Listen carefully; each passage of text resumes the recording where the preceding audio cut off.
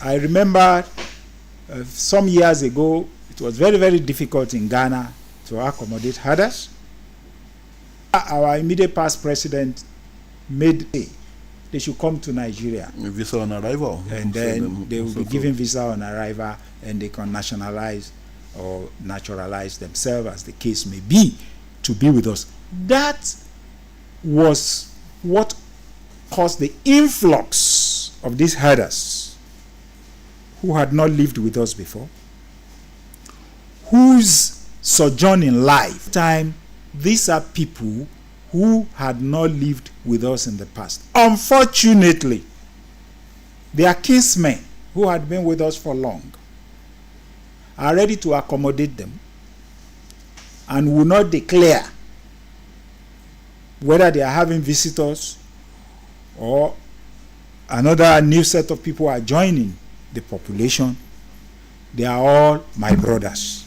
And unfortunately, these are the ones that really triggered this havoc we are talking about. Because even our indigenous, in quote, of these herders suffered the same fate. Cattle rustling. And it is these foreign herders that were into cattle rustling when it started in a very, very, very massive trend. Even when this issue of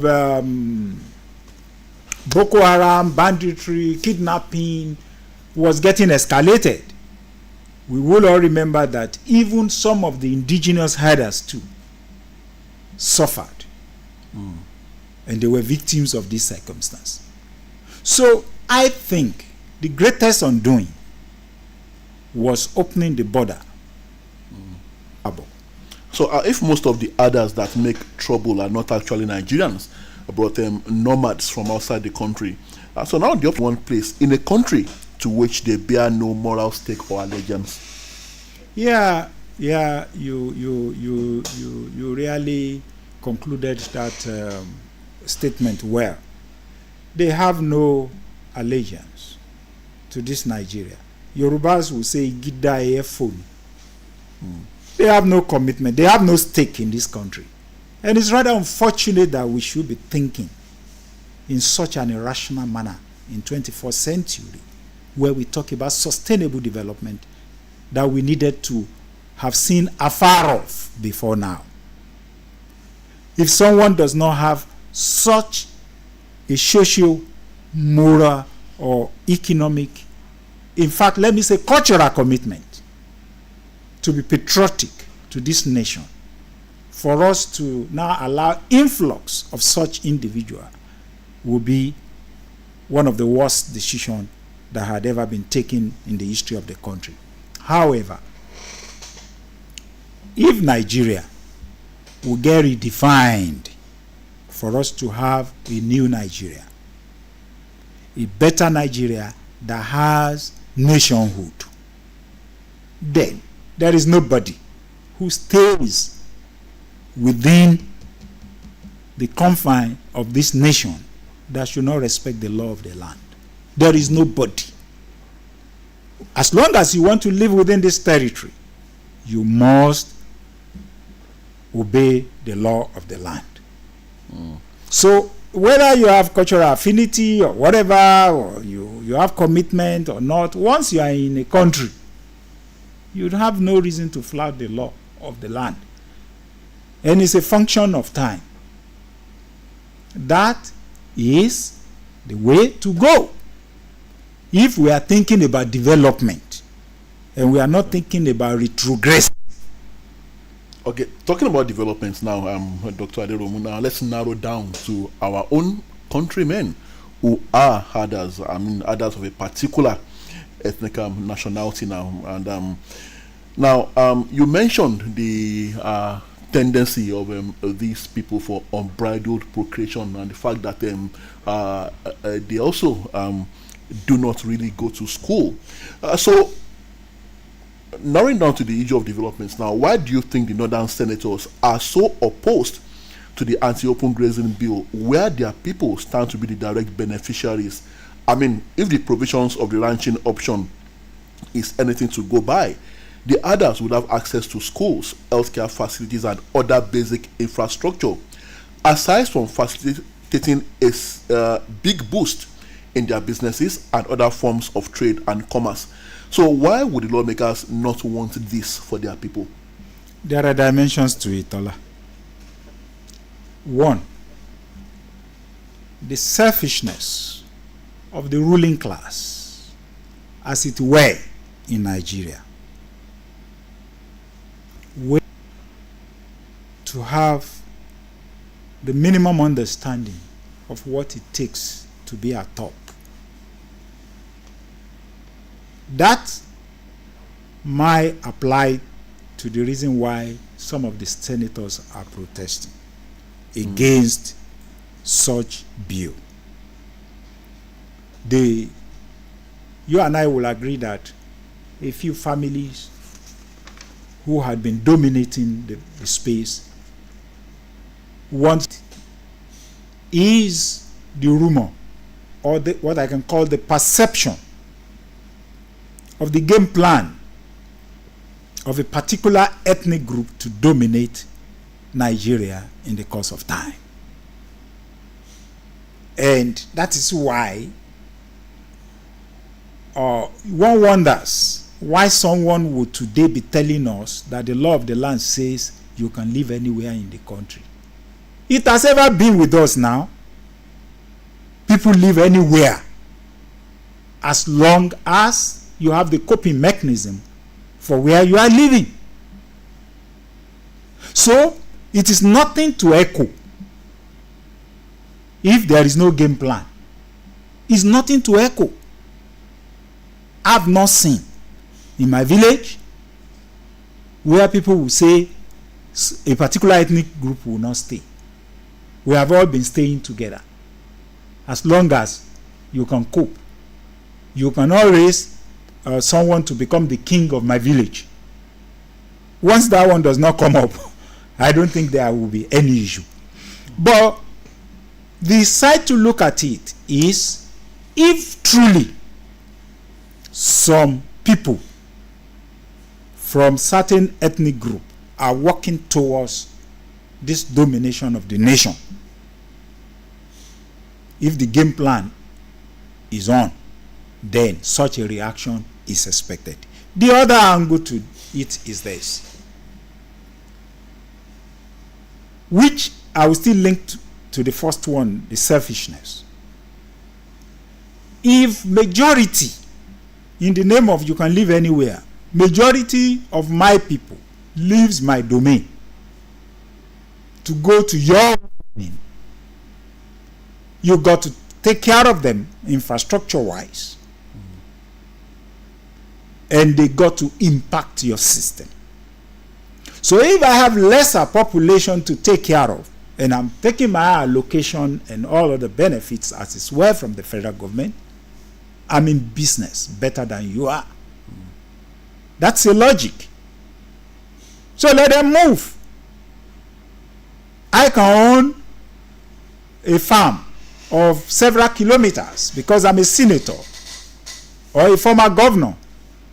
I don't have anybody to contest with me. My kinsmen that are to contest with me are not educated. They are not even there. I've pushed them to another territory. Yeah, that could be a game plan. It's strategic enough. It's the consciousness of other ethnic groups that matters in what we are talking about. And if this space is meant for all of us, then how it will become conducive should be a matter that is very, very critical for us all to look at. So, for former governors, for senators to kick against it, the question you will ask is that, don't you want to better the lot of these other people? And if it's synchronized with what the former immediate past president was talking about this Uruga and whatever, that's what you want to build. Let me give you an illustration. I know of an ancient Yoruba community that you don't rear pigs there. Okay. It's a taboo. And history had it that there was another neighboring community, anyway, They migrated from another Yoruba community during the Dahomean War, so that at least viewed with them. So the strangers were having pigs, and they said, no, you can't stay here. Much as we love to accommodate you, let's give you somewhere a bit distant from us. Okay. So they became neighbors till today as I'm speaking. So that's the reality of life. We are talking about centuries ago. Indigenous knowledge made that possible. We can live together, but not as close. So if and you want to structure it, what's bad about that? Even in the past that we say we have been living with herders, they don't live directly in the midst of the people because of the animals, which is a correct human understanding. So they used to say stay in Ga, which used to be at the outskirts of the towns. So if somebody is now saying, okay, let's structure it in such a way that the modern Ga is going to have schools, social amenities, life must be comfortable for this set of people to live correctly and then be part of the system. Excuse me, what's bad in that? What's bad in that? Now, what should be the responsibilities of what should be the commission's term of reference, and how should it be structured to accommodate representation and interest beyond that of the herders? I ask this because all suggestions and recommendations for solving the farmers' herders crisis seems to be tailored more towards satisfying and pacifying the herders alone, even to the detriment of their aggrieved host communities and the local farmers. Look into the usual of animal. For me, is not so. The commission is going to look at livestock. The commission supposed to be looking at how you could get engaged in animal husbandry in a prosperous manner. For whosoever, as a Nigerian, this thing is not a cultural title, or neither is it something that is innate with you. Anybody can raise animal. We do. Everybody. I don't see any ethnic group in Nigeria that is not rearing animals. Only because it is only one ethnic group that moves about with the animal.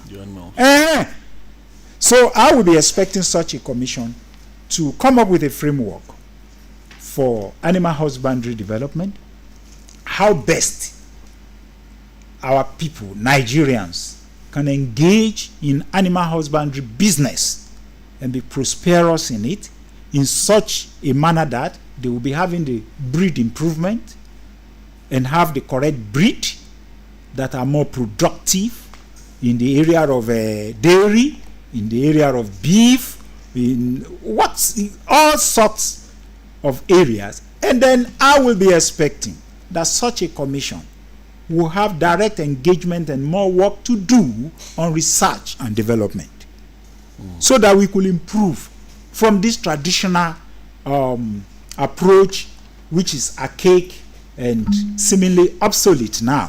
Because again, the question you will ask is this: if I have animal that produces less than 2 liters of milk per day,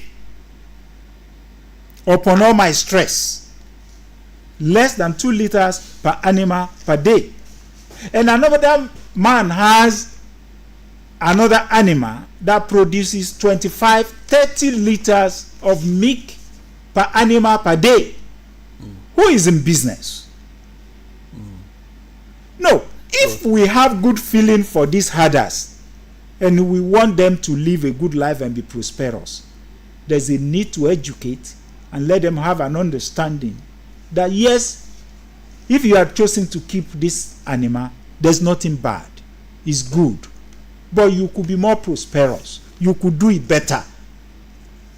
That is it. But if a particular sect is saying we got to impose the old way we are doing it on you, that means you are telling others too that you could use as archaic as an approach could be to tackle it if it becomes a problem to you. And I think that will not be too good in this country. All right, the program is Searchlight on Oluyole 98.5 FM. It's a regular Thursday afternoon program where we discuss topical issues, issues affecting our dear country, our nation, and our world. And this afternoon, we are looking at the anti-open grazing bill, Southern Nigeria, and the issues arising. I've been talking to Dr. Bimpe Aderomu, a policy researcher and a public affairs analyst. Well, it's time. It's your turn to be a part of the program. You can get to talk to us. You are their highly esteemed audience. 080-5500-9850. That's the number to call.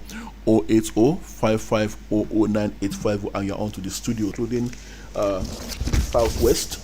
The South and the Southeast have said that they are in support of the anti-open grazing bill and the proposal to build ranches. But they have also said that the existence of those ranches must be according to business terms and conditions acceptable to the host communities, and not a matter of government coming to acquire free and vast expanses of land at will for the use of the others. What do you think should be the ideal terms and conditions for the establishment of ranches? I think the fear is related to what I had mentioned before, the fear of dominance. From antecedents. Yes. Then, if the government will be fair, why must you come and take land for somebody to do business? Why? Is it the government that has acquired land for Nestle? Is it the government that acquired land for Crown Biscuit industry? Everybody has chosen a pattern of business. Is it even the government that had acquired land for those who are into crop farming? But Dr. Aderomu, do you think the others we see around us, do you think they would have that kind of those kind of funds to acquire such vast expanse of land? They have more than that. That's the reality. They have more than that. Or they have sponsors? How much, even apart from sponsors, how do you value an individual? Is it not by what he's having, the worth of that person? If I have 2 animals, that's my worth. That's the assumption. If it is somebody I'm fronting for somebody, where? That means it's still somebody that owns that business. That's the reality. So, the fact that I've decided to dress like a poor man does not make me poor. And then, you and I know how much a cattle sells. Now, if somebody had acquired 10 acres of land to plant maize, and it's not the government that acquired it for that person, why should government acquire it for somebody who wants to put up a poultry? They are all into business. You need more land to rear cows. If you need more land, those are the terms and conditions of the kind of business I had chosen. We need to be very objective and sincere. That is what the business I had chosen demands. So if I don't have capacity to acquire the land to raise the 1,000 I'm raising, I should dispose part of it, acquire land, and keep 300 or 500 productively, if that is what the system demands. We just need to sit down as Nigerians and be sincere with ourselves. But don't you think we should be reaching out to the people who put AK-47 rifles into the hands of these people? Maybe they are the ones that will be able to afford to acquire this land that we are talking about, because these weapons are not cheap. If it becomes the law and it's enforced, and the locals mean business, those people knows what to do. They know what to do. You don't need to appeal to anybody. If the government is serious. Do they do that in other countries? If they are guerrillas, you might probably be thinking about, okay, how do we tackle this war? If they are not, let the government display that this is government. If there is a law, there are no sacred cows. And then we cannot keep doing things in the old way and want new things to happen. It won't happen. So that means we will be at the mercy of those who are making AK-47 or whatever available for whosoever might be carrying it to determine what we need to do as a nation, and that will suggest what Nigeria is supposed to become in the future, even when those kind of people are no more. So we can't just do it's not fair, it's not human, and that has no good development consequence. So I think the government should look at it in a broad sense. Every stakeholder, if poultry farmers acquire their own land that can be useful for them, everybody will want it big, whatever investment. But if you don't have that capacity, then you start small and you grow with it. You can't say, whether you like it or not, you must accommodate me. I don't think that sounds civil to start with, and that does not sound patriotic. Now, there was a time in the last administration where the government was talking about the delineation of grazing routes. Now, what happened to that consideration, and how viable was it? We had it before. We had places demarcated as a stock route before, but money had ever been allocated for it. Was anything done? That's Nigerian factor.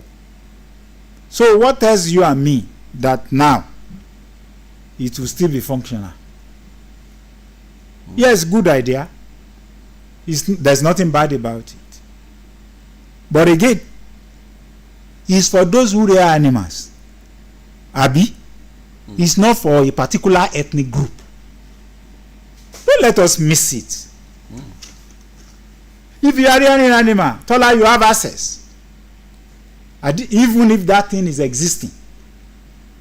It's not for an ethnic group. Let's get ourselves right. If we are sincere and we mean good. Well, former President Buhari, people will always encroach, Tola. Even if you have a plot of land in one bush and development is moving towards that area and you are doing nothing, would there not be encroachment? Direct or indirect?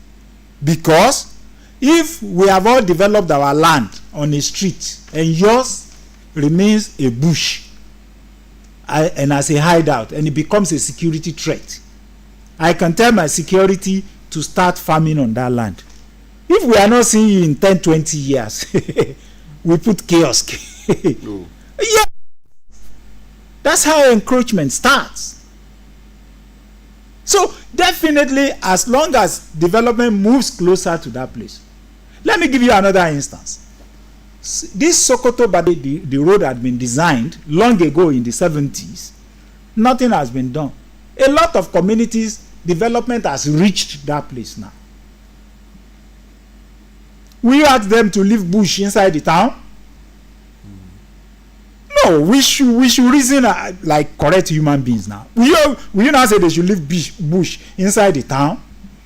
Dr. Aderomo, wait, is it our encroachment on those grazing routes or the refusal of the beneficiaries to make use of the grazing routes? Is that which is the point of contention, Dr. Aderomo? I really don't see contention. What I'm saying is still what you are saying, and I perfectly agree with you. If you leave a space unused, there must be encroachment. Why didn't the herders make use of the grazing routes? Good question. And that is the question we should be asking them to keep answering. We should be asking them. This thing has been made available years past. It has not been used. Perhaps we are not used to it. Perhaps we don't like it. Because you must come up with lessons. And probably, should we recreate it, will it work? But it's not meant for a particular ethnic group.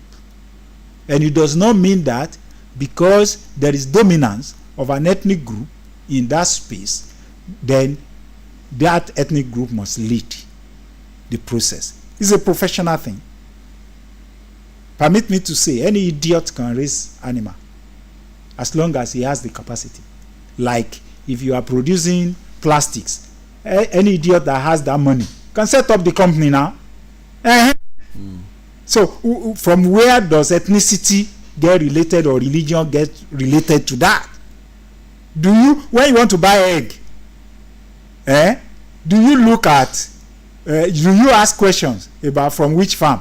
Do you ask questions about is he a Muslim or a Christian? Is he from a Yoruba or Igbo? Do you ask that question? You don't, and we really don't need to be asking such questions. It's needless. So why should we now bring such variables as something to consider in putting those things on our tables? I think that's anti-development as far as I'm concerned. All right, as we wind down, Dr. Aderomo, do you think it would help to have a collaborative partnership between West African nations in solving the farmers' Fulani herders crisis? Well, have the nationality now. Since this appears to be a problem peculiar to other African nations as well, and we are very likely to see more herders coming in search of green pasture with the onset of drought, climate change, and the shrinking of the Lake Chad basin. So, what collaborative efforts would you suggest between West Africa? Mitigation of the climate change effect. We should begin to think more about afforestation and reforestation.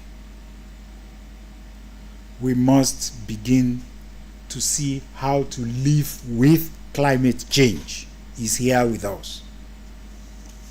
And then the coping mechanism can be transborder. It must be transborder. If somebody is a migrant, take for instance, and you had come to grace, and I'm saying, if you will be gracing here, can you plant 10 trees, the seedlings, can you plant 10 every year so that we keep sustaining this environment? You said no, it's God that provides everything. I beg you, we need to go to where that God provides everything free. Because I know there is nothing free anywhere, even in Freetown. Were the animals given free to people to eat? No, let's just be very sincere with ourselves. If you are not giving it free to people, so what's the meaning of looking for anything free? Then let's look at some other countries. Isn't it? Is that the way they are doing that particular business? So why must we stick to that gun of doing it that particular way that has not been productive, that has been raising a lot of conflicts, and that is of security threat to all of us? Why? If we want anything good in life, I don't think we should be against doing it in a more that will make these people more prosperous, that will tackle insecurity, and even the multiplier effect of the business they are doing. Excuse me, Tola, must I have a pasture land to raise an animal? No.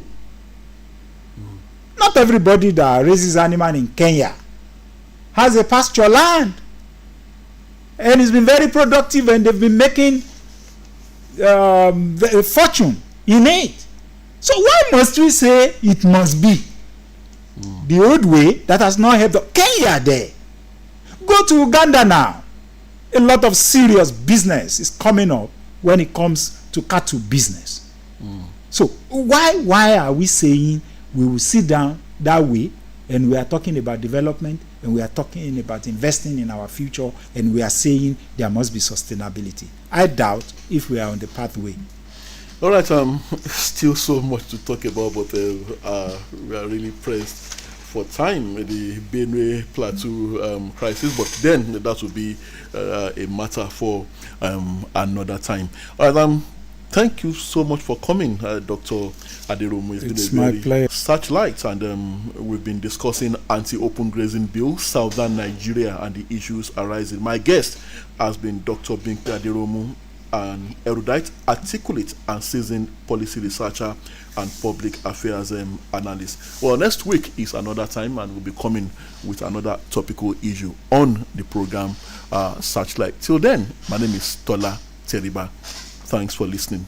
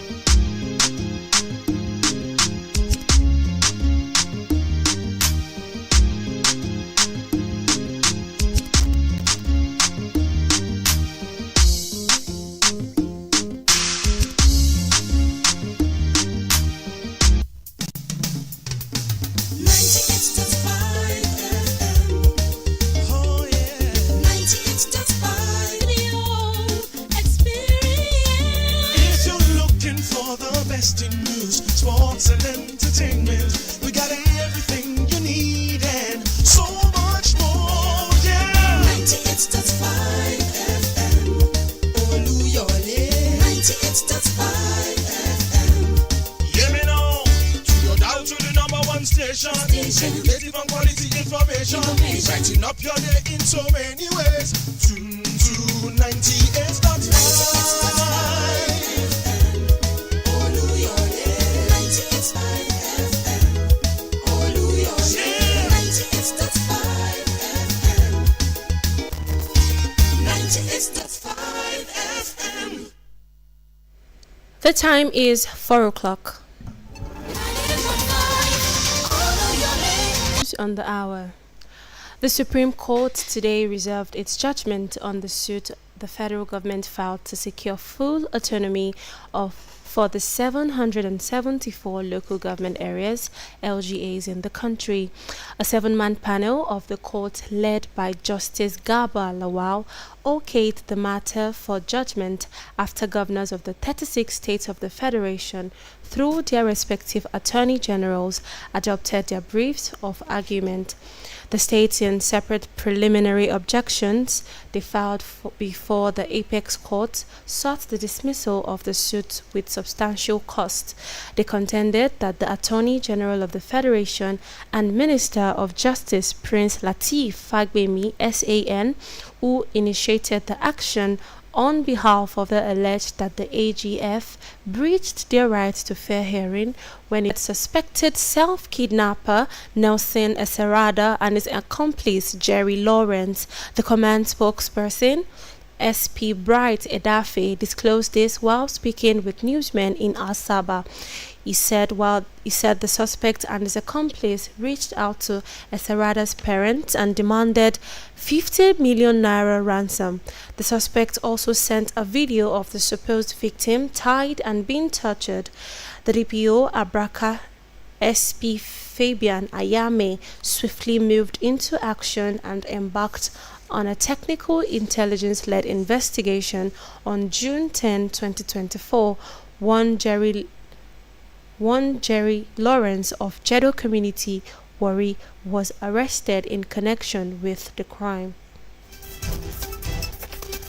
That was the news on the hour. Thanks for listening.